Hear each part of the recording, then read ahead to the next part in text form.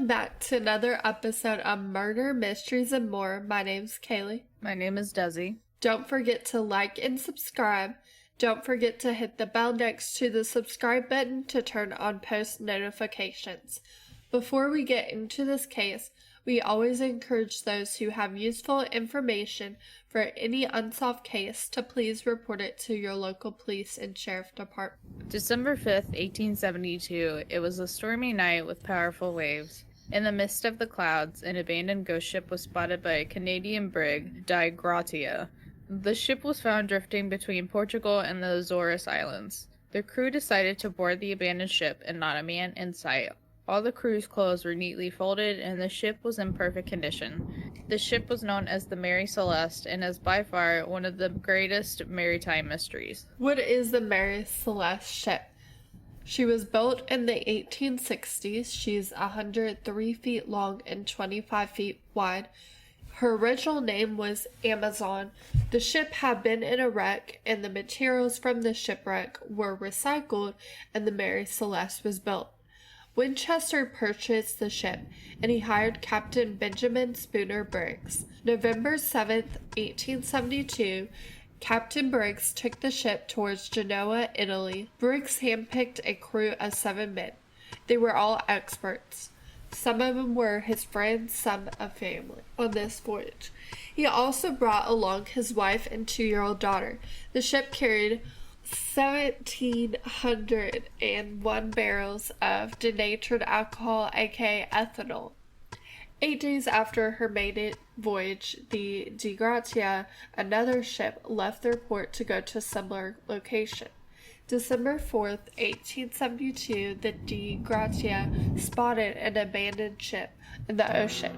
Captain of the De Gratia tried to signal the ship, but as soon as he got closer, things got strange. The first thing the captain noticed was that the sails were in a transition state. Some of the sails were bowed out and others were folded in. Second red flag is that it appeared nobody was on the ship. The Mary Celeste was found 400 miles east of the Azores Islands. And as far as the Azores Islands goes, it's a group of 9 volcanic islands that are part of Portugal that are located roughly 850 miles west of the mainland. The captain sent 2 men to search the ghost ship to make sure everything was okay. The men noticed that many of the rope ends were tied and the ends dangled in the water. 2 of the covers of the lower decks were left open. This is not recommended because it can cause rain and debris to get into the lower decks. The glass of the binnacle, the area that holds the ship compass, was damaged. The sounding rod laid on the deck. And for those of you who don't know, a sounding rod is used to measure the depth of water under a boat. A critical detail is that one of the lifeboats was gone. The rope that would have held the lifeboat was cut. Typically, the only time the rope is cut is if something is seriously wrong and you need to GTFO. The men did find the captain's log. Captain Briggs was fairly detailed and would make a log every hour noting what happened within the boat. His log abruptly stopped at 8 a.m. on November 25th, 1872.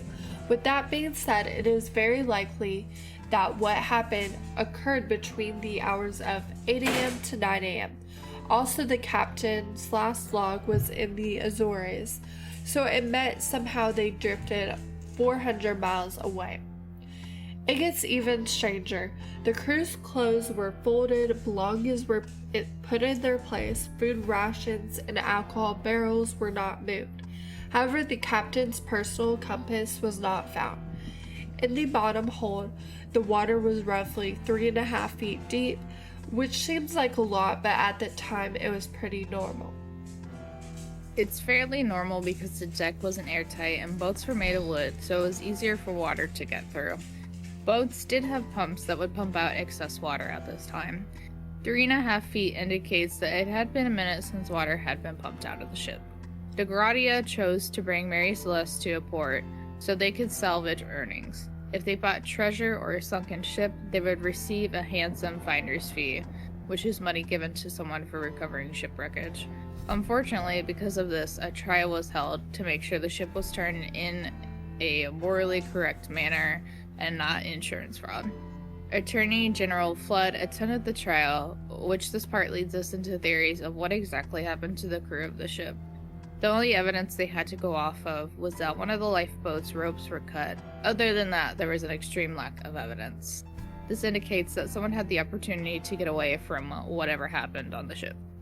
The first initial theory was that there was a disastrous storm that potentially damaged the ship to where the crew thought maybe that the ship was going to sink. Obviously, they would want to leave. There were multiple lifeboats, but because only one was missing, that could have meant they were in a hurry. It was too dangerous to stay and wait any longer. The crew did report of winds of 35 knots, so it is possible that they thought the winds could capsize the boat. A boat investigator discovered open vials of ink upright on the tables. This part is strange because you would think that if these vials were out in the open like that, then something serious wasn't wrong, but they were out there, which was kind of weird.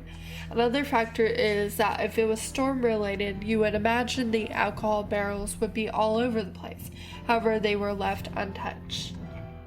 And on to the next theory, which is going to be foul play, of course. The attorney was adamant that foul play was involved, but both captains were seasoned captains.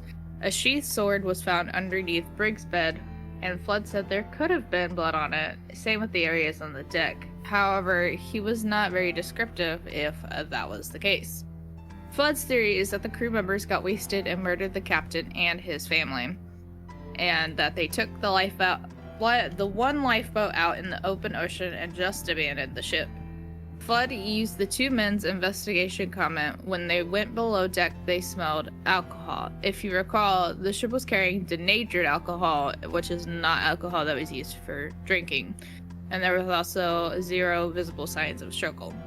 Winchester, the owner, came to collect the ship, and the attorney immediately got on his ass. He yelled angrily at Winchester for letting a ravenous crew brutally kill an innocent captain and his family. Both Winchester and Flood argued in court, and the blood on the sword and deck was investigated, and it was found to be rust and not blood.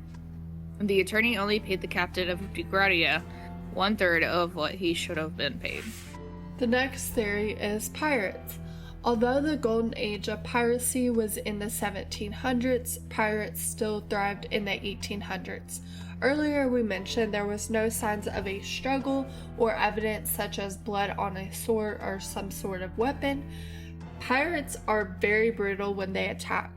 I also want to mention that nothing was taken from the ship, and pirates' jobs are to steal valuable items. The fact that nothing valuable was removed from the ship makes it seem less likely that it was pirates. This theory also doesn't explain why the lifeboat was removed. Another theory is a waterspout or a sea earthquake. A small tornado could have caused enough turbulence to freak the crew out, but if a waterspout happened, you would have expected more water and more extensive damage, and same goes with a sea quake. It makes zero sense why everything was in perfect condition if either of these two scenarios happened. The last and final theory is my favorite. Aliens did it. The sneaky green aliens sucked them right up into their UFO and they said peace out. Don't you know aliens didn't exist until the 1900s? No, I'm just kidding. But into our favorite segment, which is second amendment segment, which is Reddit comments. The very first one being by Deleted. But today I learned of a ship known as the Mary Celeste. Deleted says there's a book called Ghost Ship that deals with this mystery. The author theories that one or several of the casks of industrial alcohol in the hold leaked while the ship was in the doldrums. The vapors gathered on the deck, and they all got in the lunch to get away from the noxious, deadly fumes. Then the winds picked up and snapped their line to the ship, and they couldn't row to keep up. There was physical evidence in the descriptions to support the theory. It is just that, though, a theory, but the author goes through all the other theories that have been posited over the years. Anyways, a really good read. Yeah, that sounds like a really good theory. I mean, yeah, it was like non-drinking alcohol. It was ethanol. So yeah, that makes sense. It does make more sense. Yeah. Slutty Bumfest says, I remember briefly watching a documentary on it, and they seem to believe that the fumes leaked out and was flash ignited by a lantern. On a ship, fire is the most deadly thing ever, so the captain ordered a general evacuation, not realizing that after a flash fire starts, the most dangerous time is the initial burn because it ignites so fast it can't catch anything on fire. Interesting. The kid one says it's been proven that the sailors were lured away by sirens, which, I mean... They could have been. Sirens are very, alluring, you know? They are. Beer to bear. No aliens theory? Question mark. The North Place. X-Files already did this episode. Yeah, we could. I just mentioned the aliens. The grand aliens did it. Nah, not the aliens. They could never. They would never. Jace206. No ladder and everyone jumped off for a swim. If bad 2000 movies taught me anything, this is a serious hazard. True. Deleted. They must have found Booty Island. Maybe. They said, let us stay, let us pray. Oh my gosh. Aliens. Heavenly Farm D. I was named after the ship. Dad was in the Navy. Mom thought it would be bad to use the whole name, so they dropped the Mary. That's interesting.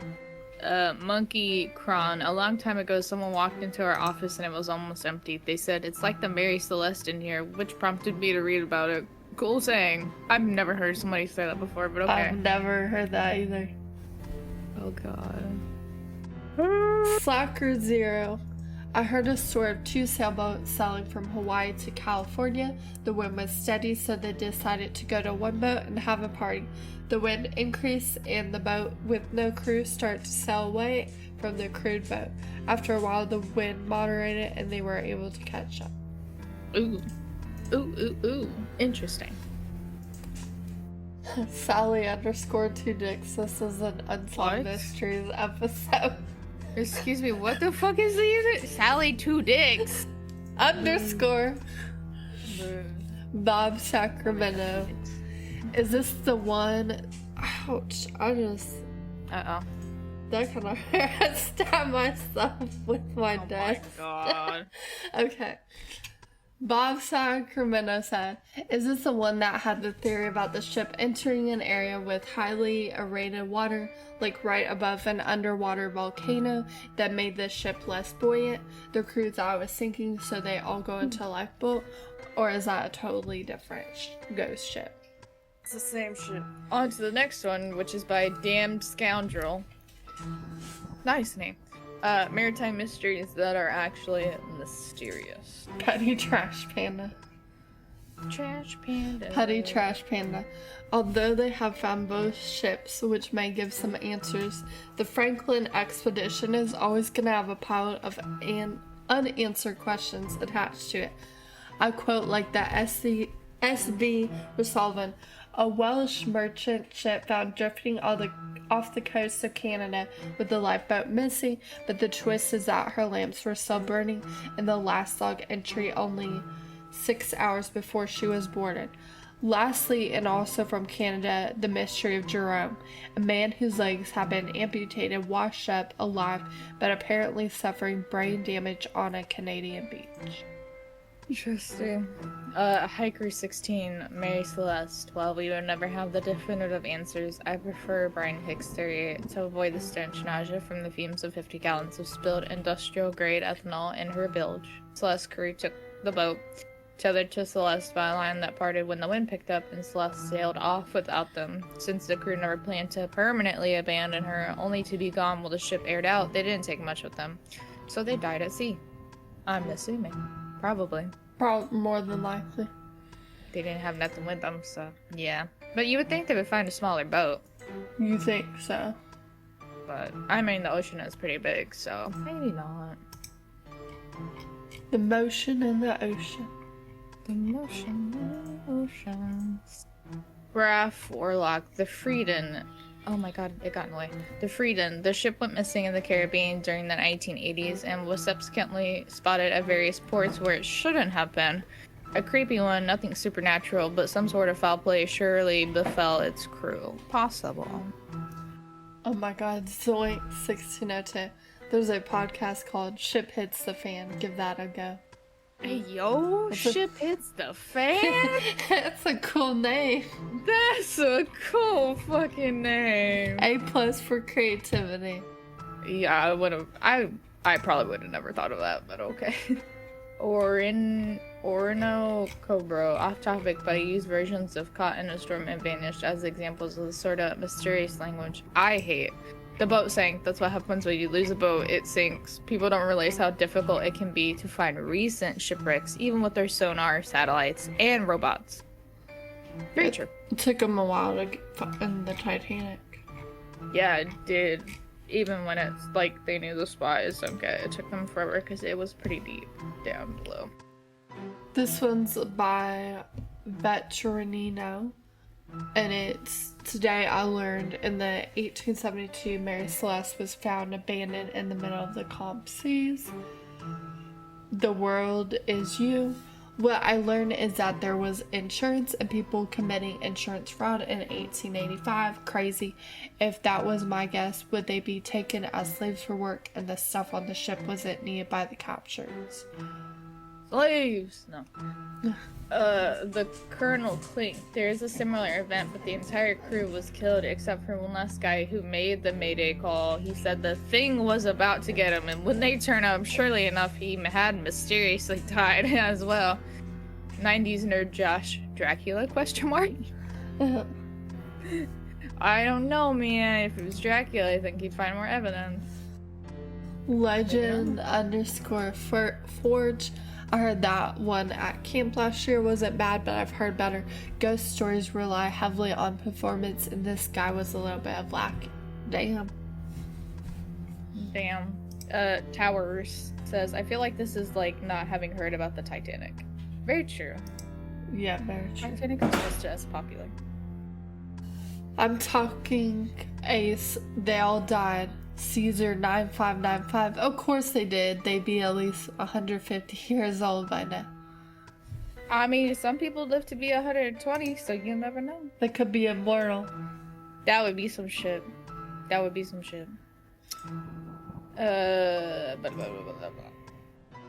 Not salted. As a kid, I heard ergo was the explanation. They all ate the bread and went acid. Oh no. Oh no. Helium _3. There was a modern day ship like this. Apparently a kind of gas was killing the crew as left by the radio man. Damn. They took them out. That's sad. Ian Rogue says, I'm guessing a food or drink was contaminated with a psychotropic bacteria, fish, or anything, and they were all most likely tripping badly and jumped off the boat. That's one way to go. Yeah, that's one way to go. What do you think happened? I mean, pirates? Aliens? Question mark? I think pirates. Pirates, I mean... Yeah. It is pirates? weird, though, that nothing valuable was taken. Maybe the people were what they wanted. Yeah, maybe they were valuable people. Maybe, or they just needed some slaves. Yeah, to help maybe them go pirating. Yeah, literally. November 7th, 1872, 228-ton brigantine known as the Mary Celeste set sail for Genoa, Italy. That would be the last time anyone would see Captain Briggs and his crewmates. However, whatever happened to the crew is unknown. Could it just be a bad thunderstorm, insurance fraud, piracy, or a greater dark force such as extraterrestrial life? We may never know. However, the Mary Celeste is still known today as one of the greatest mysteries of sea that may never be solved. With that being said, thank you for listening to another episode of Murders, Mysteries, and More. Remember to always keep your eyes open because you never know when a waterspout is going to suck you right up from the sea. Stay tuned in next week for another exciting case.